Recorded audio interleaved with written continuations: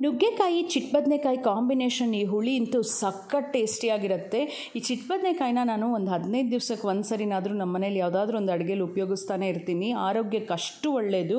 ಈ ಚಿಟ್ಬದನೆಕಾಯಿನ ಒಂದು ಹಿಡಿ ಆಗೋಷ್ಟು ಕುಟಾಣಿಲಿ ಹಾಕಿ ಈ ಥರ ಕುಟ್ಟಿ ನೀರಲ್ಲಿ ಹಾಕಿ ಹಿಂಡಿ ಸಪ್ರೇಟ್ ಮಾಡಿಟ್ಕೊಳ್ಳಿ. ಒಂದು ಮಿಕ್ಸಿ ಜಾರಲ್ಲಿ 10 ರಿಂದ 15 ಸಣ್ಣ ಈರುಳ್ಳಿ, 1 ಸ್ಪೂನ್ ಜೀರಿಗೆ, ಹಣ್ಣಾಗಿರೋಂಥ ಹಸಿಮೆಣಸಿನ್ಕಾಯಿ, ತೆಂಗಿನಕಾಯಿ ಹಾಗೆ ಧನಿಯಾ ಪುಡಿ, ಅರಿಶಿನ ಪುಡಿ ಹಾಕಿಬಿಟ್ಟು ನುಣ್ಣಗೆ ರುಬ್ಬಿಟ್ಕೋಬೇಕು. ಬಾಣಲಿಗೆ ಎಣ್ಣೆ ಹಾಕಿ ಈ ಚಿಟ್ಬದನೆಕಾಯಿನ ಹಾಕಿಬಿಟ್ಟು ಚೆನ್ನಾಗಿ ಫ್ರೈ ಮಾಡಿ ಅದನ್ನು ಎತ್ತಿಟ್ಕೊಳ್ಳಿ.